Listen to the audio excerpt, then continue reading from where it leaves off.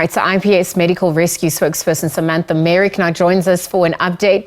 Samantha, good afternoon, and thank you for your time with us here on the SABC at this hour. Perhaps as search and rescue operations continue, you could talk about the challenges that you've had as you can continue with your search and rescue mission.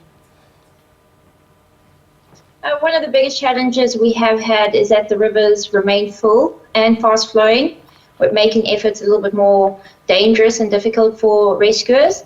But, there's also a lot of debris around vehicles, bushes, trees, and a lot of debris from homes and caravans that have been washed away. No, one can only imagine, because if we're looking at what's to come and looking at the inclement weather patterns, what concerns arise on that front as we speak as well?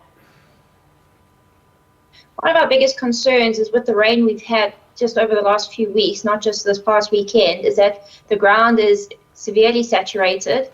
This means the rivers fill up quickly, or the water runs directly into the rivers, which contributes to these floodings. Especially the rivers are already full, they're already flowing dangerously, and any more rain will just make this a lot worse. There were reports about a motorist also went missing on the Newcastle side. Has there been any updates on that front? Unfortunately not. Her vehicle was spotted yesterday in the river. It doesn't appear like the occupant is still inside the river. So it was too deep and too dangerous to try and get to the vehicle. So they're hoping as soon as the river starts to drop a little bit, they'll be able to recover the vehicle and start a better search for the driver. And what in Mandeni, of course, we also heard of an incident where an 8-year-old boy was swept away trying to cross the river. The 37-year-old man that he was with is still missing. Have there been any updates on that front with regards to search and rescue operations? Yes, actually yesterday evening, following further investigations by SABC, the person actually was found safe. They managed to get themselves out of the river and to safety. Unfortunately, in their panic, they didn't report that they were safe until a few hours later. Okay, but it was good news on that front. Yes, no, absolutely. And I wonder, just as we look at some of the urgent needs of the people on the ground, what's coming to the fore? You spoke about a lot of debris, having been accumulated or accumulating following the flash floods.